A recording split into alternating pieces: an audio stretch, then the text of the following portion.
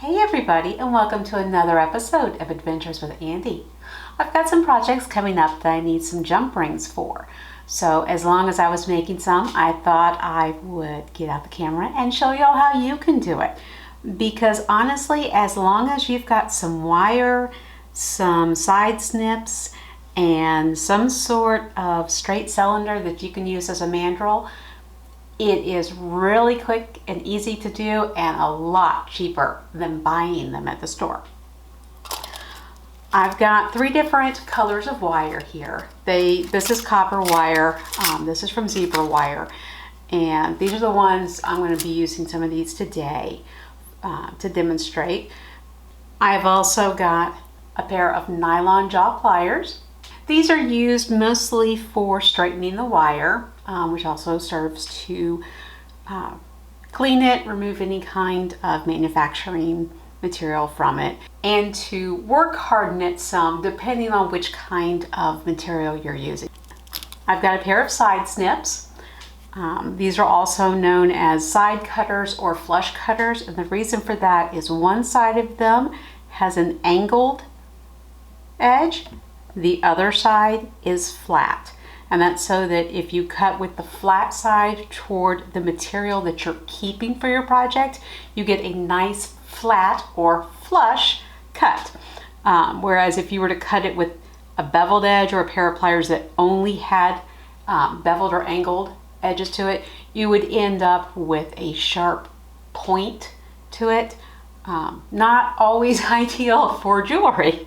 And lastly, I've got a couple of mandrels here. These are stepped mandrels, which can be used for making jump rings in a variety of sizes. Obviously, the small one makes really small ones, graduating all the way up to the largest one, which makes larger ones. You'll also notice that I have a pin here, because you don't have to have a mandrel like this to make jump rings.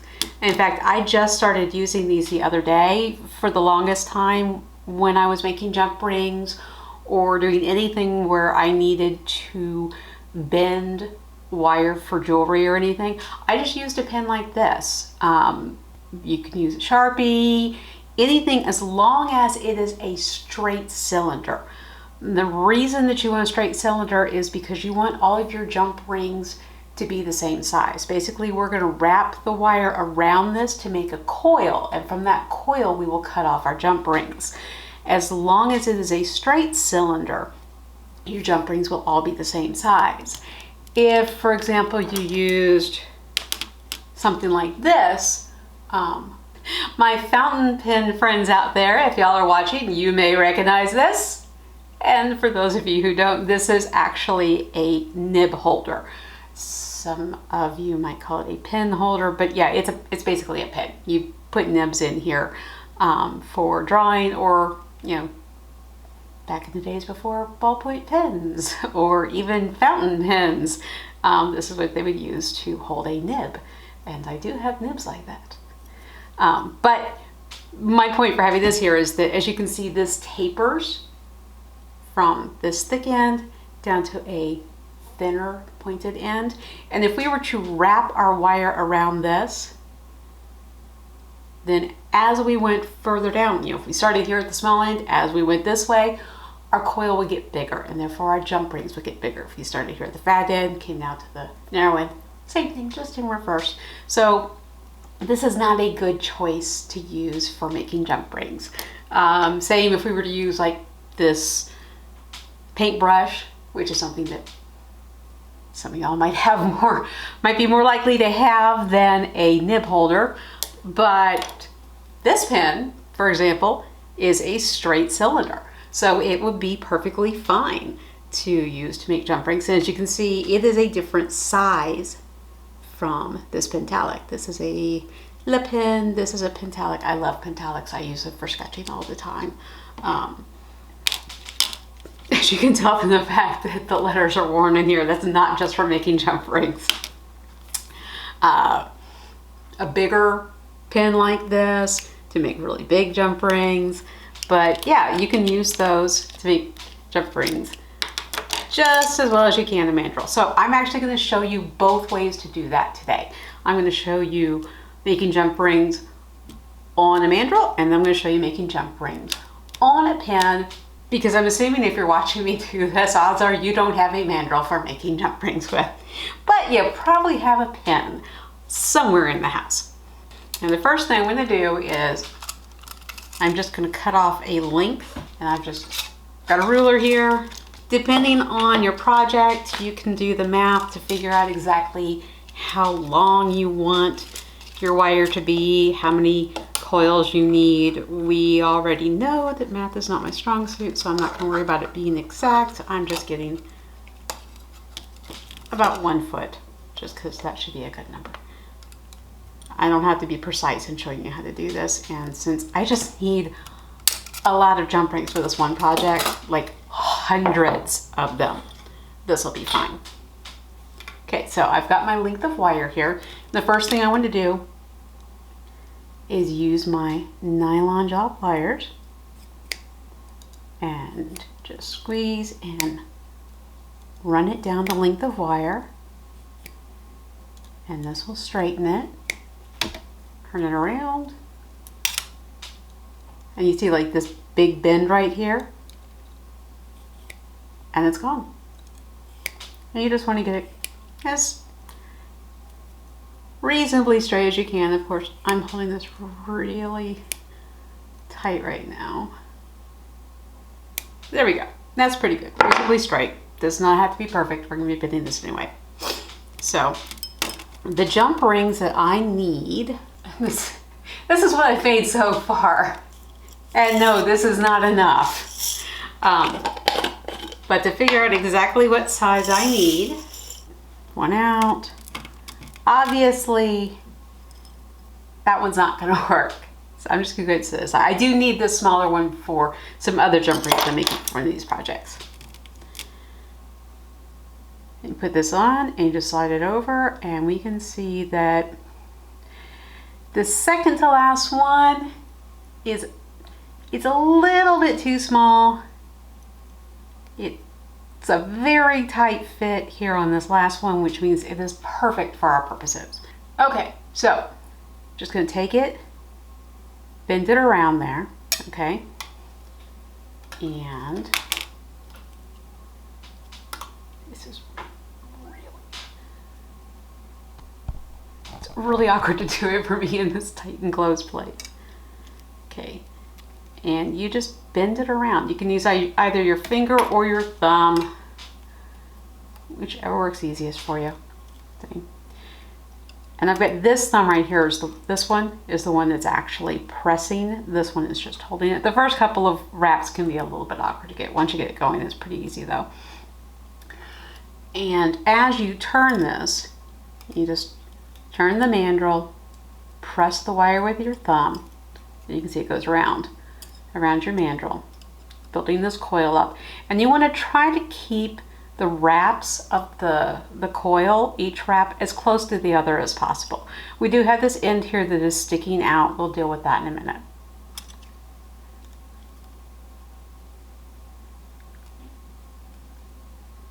And just keep going around.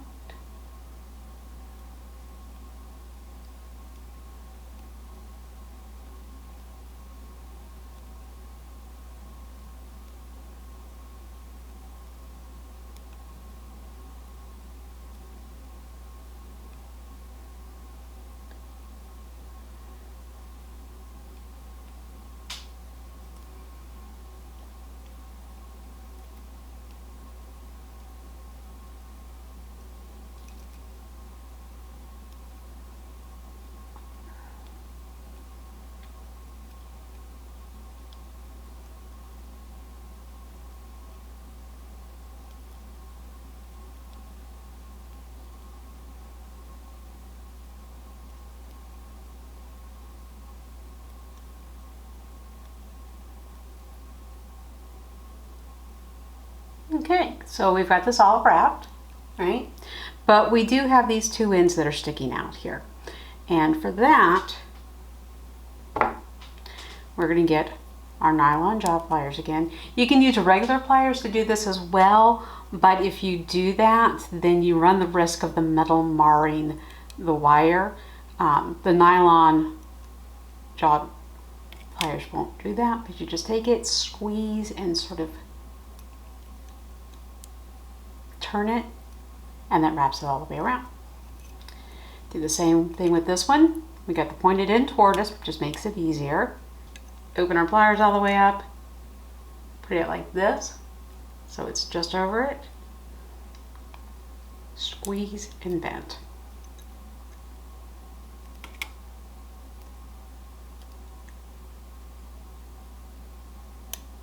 And there you go. Nice, perfect coil. So that's one. That's the one from our mandrel. And let me see about cutting off. I'll cut off some of the green to do it on the pin. That way we can tell them apart. It's just a question of, will I remember which color I did with which one? And get my nylon jaw pliers, turn it down a couple of times just to straighten and clean.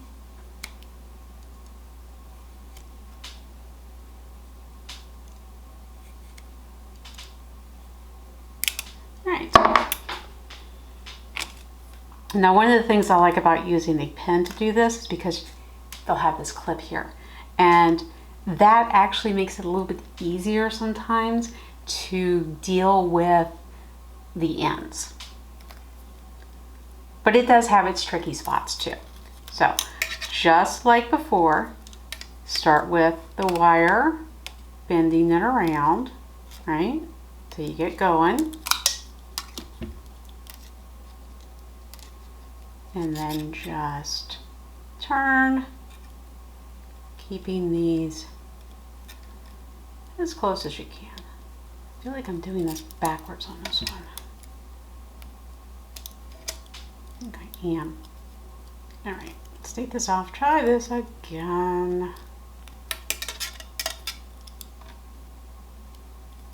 I don't know what you're thinking. Oh my God, Andy, you have completely mangled that wire. It's unusable. You wasted it. No, I didn't. Nylon jaw pliers.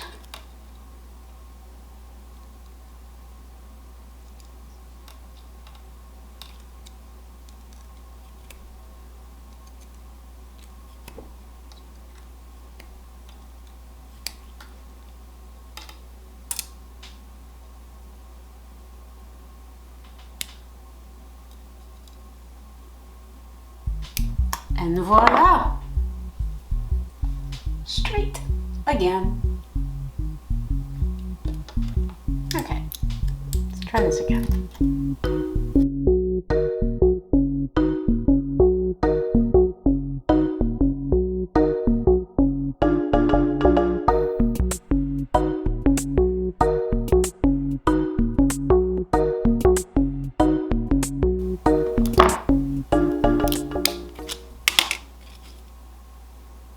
There you go. Now the next thing that we need to do is, we've got our coils. Now we just need to cut them into rings. The first thing you've got to do is you want to make sure that the coil is has a little bit of a gap between it and the next one, the one beside it. Otherwise, when you go to cut it, you'll end up cutting the one next to it, and you don't want that. You can use, some people use the tips of their cutters to do that. Honestly, I just use my thumbnail, to do that, and just a little bit of a gap. All right, the first thing that we want to do is we want to make sure that our end here is a flat cut, not a sharp pointed cut. So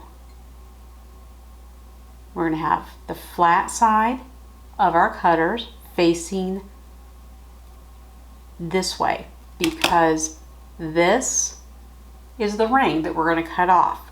This part here, from here to the end, is the bit that we're going to cut off, and that's just going to be scrap. It is harder to explain that than it is to actually do it.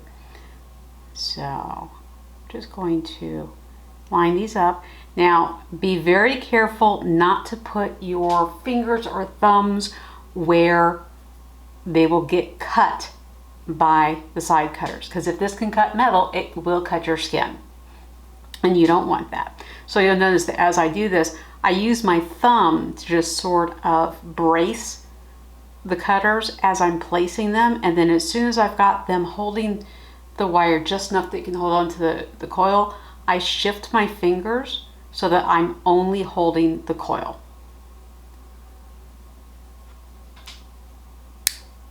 Okay, there it is. And there's a little bit of scrap, and now we've got here a nice flat end. Now for the scrap, some people say that copper, it's not worth keeping it. I tend to keep everything because you can find a use for it. So I've just got these old pill bottles that I put the scraps in. So you've got our flat end here. I know this is the end I was cutting from because I've already got this gap here that I created. Now, we wanted the cutters this way for cutting this so that we had this end of the ring being flat. But if I was to cut straight across, then this opposite end of the ring would be pointed. And now you see why it's important to have that gap in between the rings. So we're going to turn the cutters so that now the flat side is going to cut, leaving this end that's closer to this thumb, to my thumb, flat. And this over here, which is going to be form the next ring, is going to have the point. So again, place this so that it is just right at the end of the first part of our jump ring, and cut. And there you go. There's one jump ring. And because this is copper, it's really soft and easy to work. Just bend it back and forth. And you have a nice closed jump ring. And we just repeat that all the way down for the whole coil. You can see here how this end now has a sharp point. And we want to get rid of that. So put a gap on the other side so that we can isolate what's going to be our jump ring so that we don't cut into the next one over here. Turn our cutters so that the flat side is facing what we're going to keep.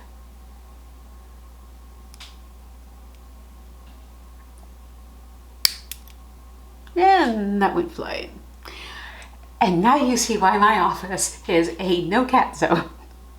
I will find that sometime somewhere.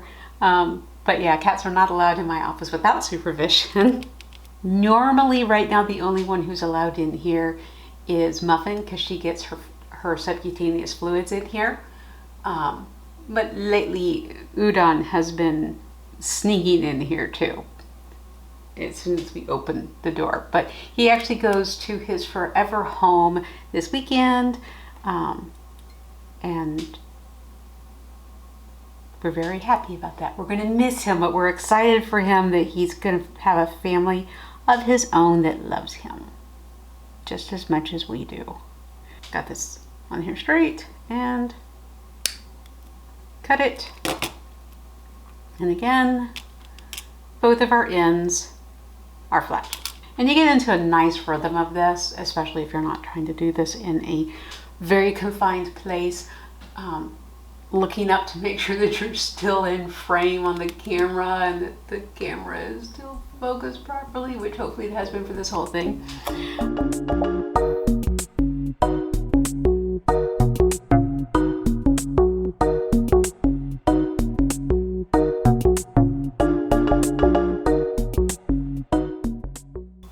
Okay, so our last string and just this tiny little bit left over. That and these tiny little scraps. And then we can take our mandrel, and as you can see,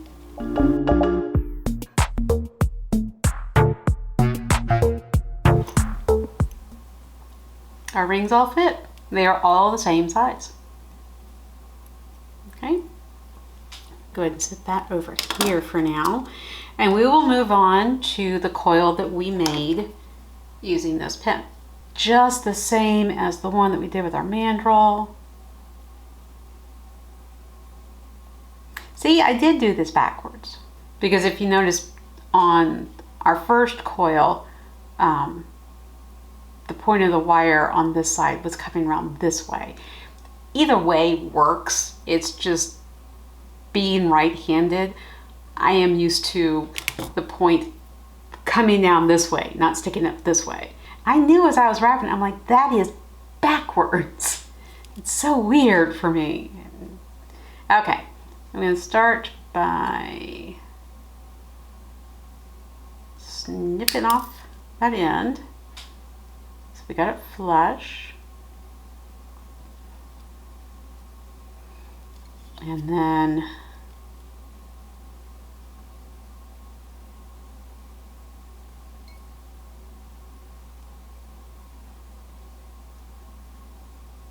just want to make sure that we are just at the edge. We don't want to overlap this that we just cut.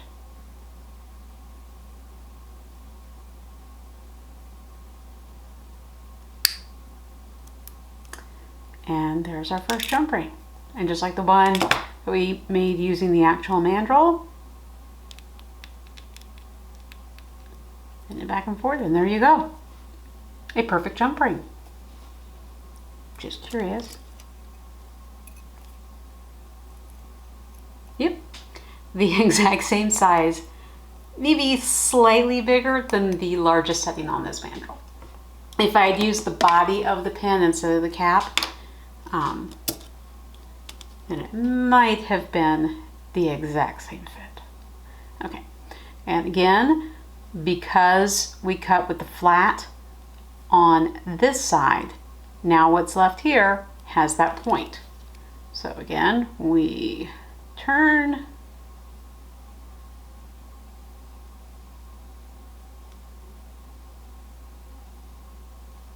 okay, widen that gap just a little.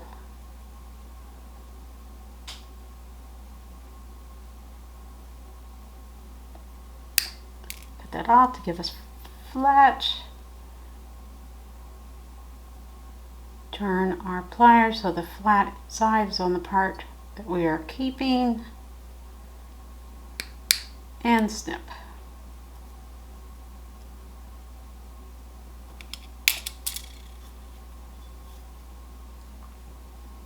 And then turn, placed, snip off the point, widen, turn,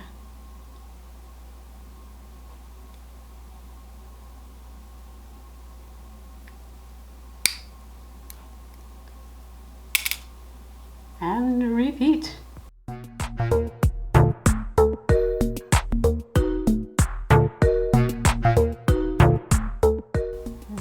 That one's angled a bit. If you don't have your cutters exactly straight up and down, the end can be a little bit angled. I don't know how well you can see it here. I also got a little bit close to the wire on the coil, and you can see what I mean about if you get too close, you'll cut into the next coil. I've got a little nick there. It shouldn't be a problem. Oh hey, I've got wire on me. So since this is not a straight cut, I'm going to go ahead and snip just a bit more off, making sure this time that my pliers are straight.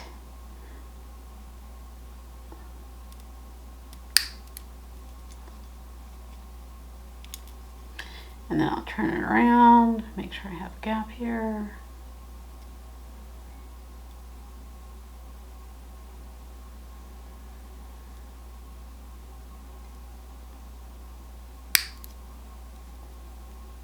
Yeah, I've still got that little nick there, but it hopefully won't cause any problems.